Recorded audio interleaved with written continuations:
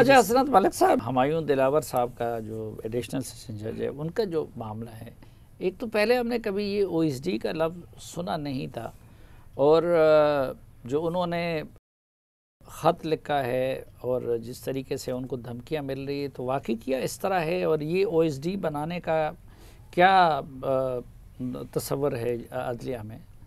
देखिए, चाहे जो भी वजूहात हों, लेटर भी उनका सामने आ गया कि उन्होंने चीफ जस्टिस को लिखा, लेकिन जिस तरीके से उनका वो नोटिफिकेशन जारी किया गया, उसका कोई अच्छा मैसेज नहीं गया। और हमने देखा कि हुकूमत बिल्कुल उस हवाले से उनको कोई मालूम नहीं था कि कोई उन्होंने रिक्वेस्ट की हुई है, और आमिर फारूक साहब जो है वो उनको OSD बना रहे हैं। OSD वैसे ही हमारे यहाँ बड़ा होता है कि तनज़ली, कि किसी वजह से कोई बंदे को OSD बना दिया गया। और दूसरा ये है कि जो हमने देखा कि वो जो आमिर फारूक साहब, उन्होंने कोई रिमार्क्स भी इस तरह कर दिया था कि हम एडमिनिस्ट्रेटिव साइड पे उनको देख रहे हैं, कोई मामला उनका।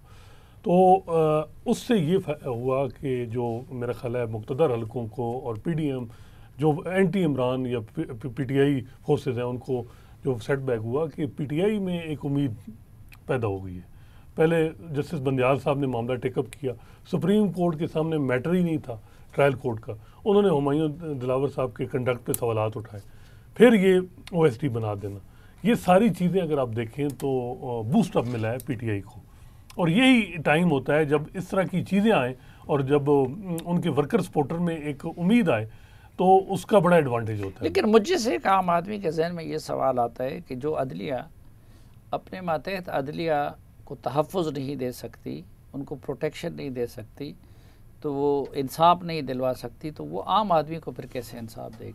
बिल्कुल, ये बात बिल्कुल ठीक है कि उन पे हैं सिक्योरिटी इश्यूज़, और जिस तरह का PTI के सपोर्टर जिस उनके ख़िलाफ़ कंपेन चला रहे हैं, ये सिक्योरिटी का इशू उनका जेन्युइन है। वैसे भी हमने देखा है कि वो उनका जो ड्यूरिंग द हियरिंग जो कोर्ट कंडक्ट करते थे बड़े दलेरी के साथ, इमरान खान सामने थे, उनके सामने जो है वो आर्डर उन्होंने डिक्टेट कराया बड़ा लंबा चौड़ा।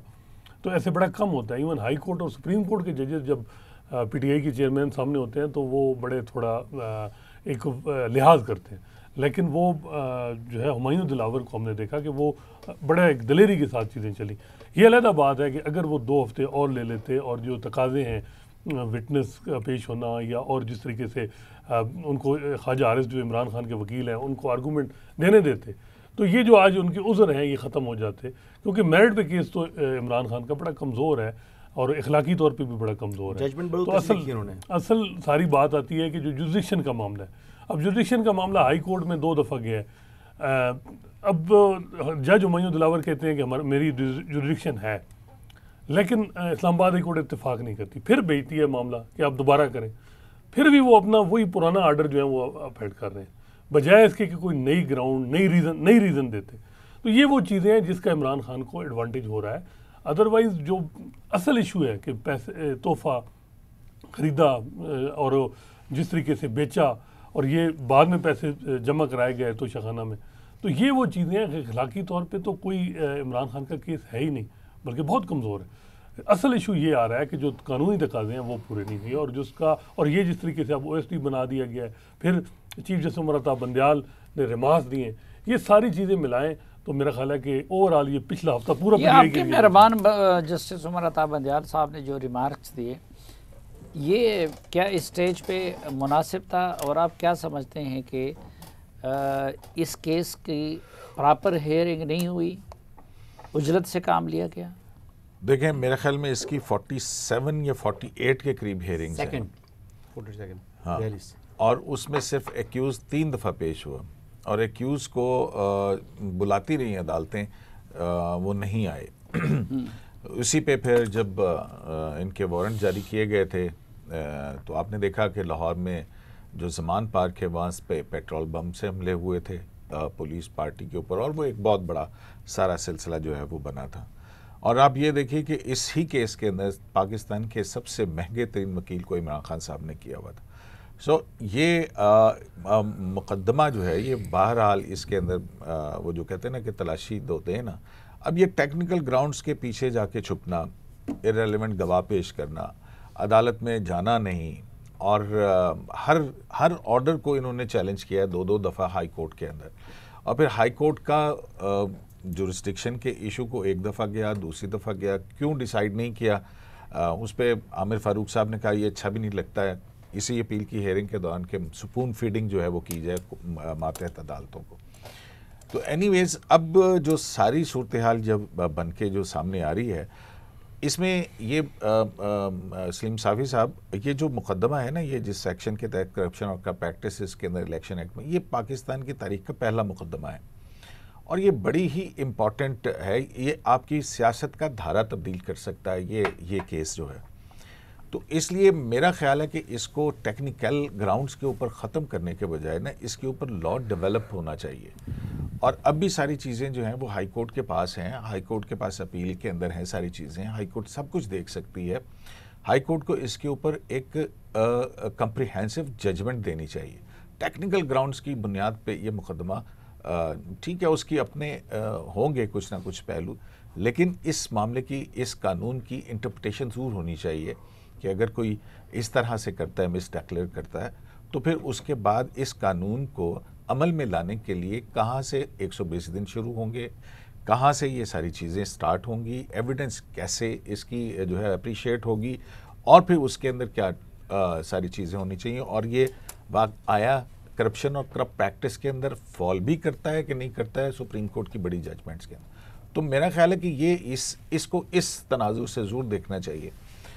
अब जहाँ तक ये है, ये बिल्कुल टेक्निकल ग्राउंड्स पे है कि आखिरी दिन, अब 1 साल से ट्रायल जो है वो आगे नहीं चलने दिया जा रहा, और आप आखिरी वक्त पे आके फिर कहते हैं कि जनाब मेरे 4 गवाह हैं, कोई कराची में, कोई कहीं है, और अगर वो कह देते कोई अमेरिका के अंदर है और वो उसको वीज़ा नहीं मिला है, तो क्या ये ट्रायल कंक्लूड ना होता। लेकिन जो बंदयाल साहब के पास थी चीज़, वो थी 3 अगस्त का हुक्म, जिसके अंदर उन्होंने कहा था कि आप फैसला करें, और 3 अगस्त के हुक्म के बाद फिर 5 अगस्त को ट्रायल का फैसला आ गया था। अमूमी तौर पर जो है वो इन्फ्रक्चस हो जाती हैं ऐसी दरख्वास्तें कि जो रेलिवेंट ना हो। तो एक गैर मौसर दरख्वास्त को आपने कैसे सुना, कौन सी जुरिस्डिक्शन के अंदर सुना, फिर उस बुनियाद पे आपने 5 अगस्त के हुक्म के अंदर जो भी चीज़ें थीं उनको आपने एक ऑर्डर की सूरत के अंदर हाईलाइट किया, और फिर आप इलेक्शन कमीशन के उस वकील के ऊपर बरहम हुए जो कह रहा था कि मेरे पास पावर ऑफ अटर्नी नहीं है, यानी कि बहुत सारी, और नोटिस भी अभी तक नहीं किया हुआ था। तो अमूमन हमने तो सुना है अपील के में जो है वो लीव ग्रांट होती है, लीव ग्रांट होने के बाद ऑर्डर नोटिस होते हैं और फिर उसके बाद सुना जाता है। तो ना वो मुकदमा जो इम्प्यून 5 अगस्त का ऑर्डर उनके सामने इम्प्यून नहीं था, इलेक्शन कमीशन के जो वकील थे जो ट्रायल कोर्ट में थे उनका पावर ऑफ अटर्नी नहीं था, और इस सारी सूरत हाल को बुनियाद बना के उन्होंने एक ऐसा फैसला लिखा जिसके बाद हाई कोर्ट अगर वो उसको मुकम्मल तौर पर ना सुने तो मेरा ख्याल सिर्फ रिलीज ऑर्डर जारी करना था, और उस पर तो गुस्से में इतना क्या ही दिया था उन्होंने। मोहतरम आप बात भूल गए हैं, ये मुकदमा इमरान खान का था, ये बात आप भूल गए हैं। इम्प्यून ऑर्डर नहीं था, ज़री बात है, जो जजमेंट थी ट्रायल कोर्ट की वो इम्प्यून नहीं थी, बिल्कुल इन्फ्रेक्चुअस था जो मामला 3 अगस्त वाला, वो उनके सामने बिल्कुल इन्फ्रेक्चुअस था। लेकिन ये आप क्यों भूल जाते हैं कि वो लाडला है, वो चेयरमैन तरीके इंसाफ है, वो हैंडसम है। तो ये चंद बातें हैं जो आप इग्नोर कर रहे हैं। आप तो सीधे सीधे लॉज की बात कर रहे हैं, या जो हमारे जो तरीक़ाकार चल रहा है अदालतों के अंदर, तो ये तो आपने खुसूसी तरीके से आपने उन्होंने क्या एहसान किया है इस तरह उन पे कि उनका लाडला बना हुआ है। सर ये तो बात तो मैं भी नहीं समझ सका कि क्या गिदड़ सिंगी है उनके पास कि जिसकी वजह से तमाम अदालतें भी बिछ जाती हैं, और बिल्कुल जो कानून है, आइन है, ये जो रवायात हैं उनको उठा कर डस्टबिन में फेंक देते हैं। अच्छा आप बात करें वकला, तो बात कह ही रहे हैं कि इन्फेक्शस है। इवन के जो अदालती अमला है, मैं पहले भी ये बात कर चुका हूँ, अदालती अमले के लोग कह रहे हैं ये क्या हो गया इनको, ये किस तरह कर रहे हैं। और आप देखें कि 54,000 की पेंडेंसी है, 54,000 में कई हज़ार जो है वो इस किस्म की ज़मानत के मुकदमात होंगे। किसी का मुकदमा आज तक मैंने नहीं देखा कि जो चीफ जस्टिस उमर बंदयाल ने सुना हो इस दिलजोई के साथ कि जिस तरीके से वो चेयरमैन पीटीआई का मुकदमा जो है वो सुन रहे हैं, और जिस तरीके से उनका बस नहीं चल रहा कि उन्होंने कहा कि हालत ज़ार से मुतल्लिक रिपोर्ट दे अटॉर्नी जनरल फॉर पाकिस्तान, क्या ये 100 मोटो प्रोसीडिंग चला दी। तो बुशरा बीबी ने जो दरखास्त दी है उसकी पे भी शायद जल्द तो बाद में है ना जी, वो तो बाद में। अभी तो इस केस के अंदर उन्होंने कहा, इस केस में कहते हैं कि 28 तारीख यानी मंडे करके और फाइनल रिलीफ मंडे को आप जो है अटॉर्नी जनरल हालत ज़ार से मुतल्लिक जो पटिशनर कौन है, मतलब हैंडसम है वो, आपने वो देखा है, वो लोगों ने मीम्स भी बनाए हुए हैं, आइए आपका इंतज़ार था, वो फूल भी फेंक रहे होते हैं। तो ये है हिसाब है, 28 तारीख को कॉम्प्रिहेंसिव रिपोर्ट मांग ली है कि उनकी हालत ज़ार क्या है। तो किसी और को ये सहूलत मुयस्सर है इस पाकिस्तान में? वैसे पाकिस्तान 25 कितने करोड़ की कैदी आवाम हैं है इस वक्त? जी, पाकिस्तान लाखों में की कैदी जेलों होंगे। में कितने कैदी लाखों हैं? कैदी होंगे जी, कम से कम 8-10 हज़ार तो एक जेल में होगा।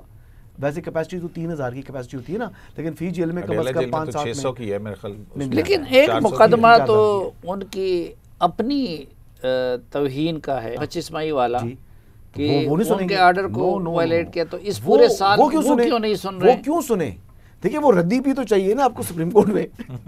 आपने उस रद्दी के ऊपर जो है ना वो मट्टी और डस्ट भी तो जो है ना वो आनी चाहिए ना। तो वो रद्दी है, मतलब जितना अर्सा उनका टेन्योर है, साल तो हो गया ना, रद्दी तो बन चुकी है। क्योंकि वो तमाम जो इदारे थे उन्होंने रिपोर्ट्स जो हैं वो चेयरमैन पीटीआई के ख़िलाफ़ दे दी थी। उसमें फंसते थे असद उमर साहब, वो वकला और चेयरमैन पीटीआई। तो वो केस तो हमने टेकअप नहीं करना। वो हम टेकअप कर लें तो फिर हम घर कैसे जाएं? नहीं तो वो अगर टेकअप नहीं करेंगे तो केस तो सुप्रीम कोर्ट के उसमें रहेगा। इसके बाद आने वाला जो मर्जी करे ना। तो मैंने तो नहीं किया, जो जमानत तो उनको मिली जानी थी। जो शॉर्ट सेंटेंस है 3 साल थी, 6 माह माफ़ कर दिए प्रेसिडेंट ने, तो फिर तो जाहिर बात है कि इसमें तो 95% 98% चांस था कि हाई कोर्ट ने इनको बेल दे देनी थी। और जो अच्छा, आजकल अदालतों में सस्पेंड कर देना भी है जी कि दूसरे अदालत के फैसले तक वक्फा किया जाता है। लेकिन हमारी कौन सी मुंतज़िर अदालत है? अब तो नई बात है ना कि अपील नीचे है और सुप्रीम कोर्ट मुंतज़िर है कि फैसला करके आओ। प्रोड्यूसर की अदालत हमारी मुंतज़िर अदालत है। एक मुख्तसर सी ब्रेक